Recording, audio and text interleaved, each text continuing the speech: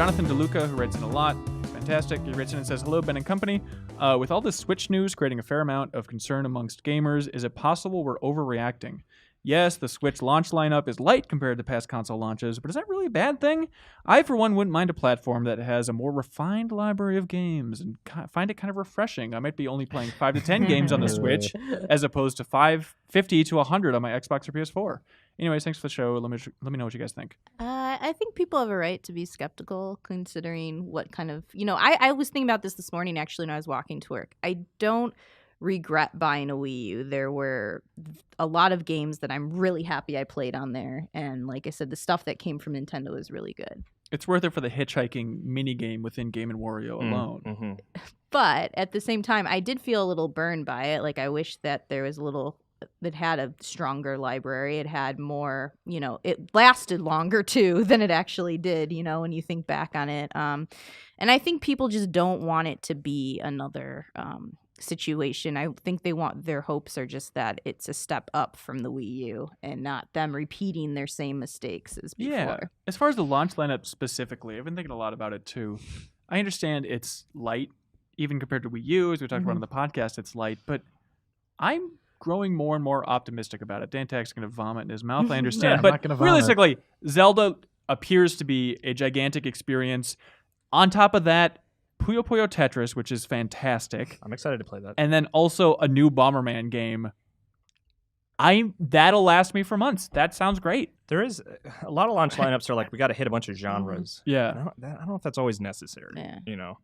Like, I got to try racing on this new console. Oh, I got to try first-person shooter on this new console. I would rather have just one really great game, which Zelda certainly seems like it could But be. something to kind of change the palette every once in a while is Yeah. great too. And I feel like those two games are the perfect Might way be to those kind of things. cleanse the open world Zelda palette. Dantak, you want to just snap your glasses in half and get it over with? It's You look so concerning to disgusted. me because Hulk. while I am extremely optimistic about Zelda as well, and I consider it, without having actually played a ton of it and all that Sure. stuff, I think it's going to be awesome. I think it looks great. Everyone, Nintendo fanboys, I love Zelda. I love this. This game looks great. This game was going to be for Wii U. Yeah. So their launch lineup is literally a game that was already being produced. Who cares? And I do, because it's concerning to me.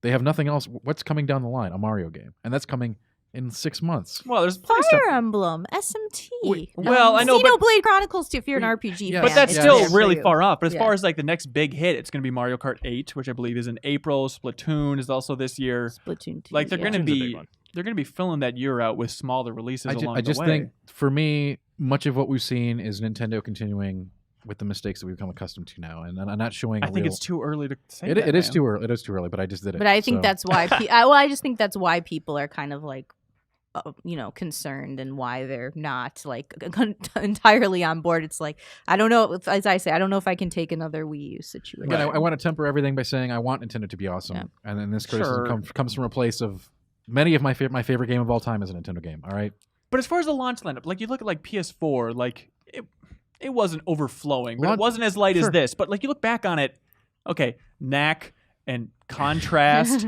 I yeah, mean, like there's not many launch games that you look back and like those were the best experiences. I'd rather and- have a peak and then at least one or two other systems or games I can pop in God, that system that than Mario just a game, sea of too. mediocrity. I agree. We don't need to see a mediocrity, but and you certainly don't live and die by your launch lineup. But for something that they played so close to the very end, right? And it's like, here's a month away, we're launching, and here's what you get. And I just don't think it's a lot of stuff. Thank you so much for watching this excerpt from the Game Informer Show podcast. You can click right here if you want to subscribe and listen to the audio version of the full show.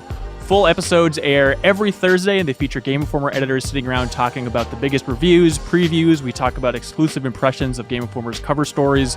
We have long-form developer interviews, everything that's great in gaming. So every Thursday, be sure to check it out.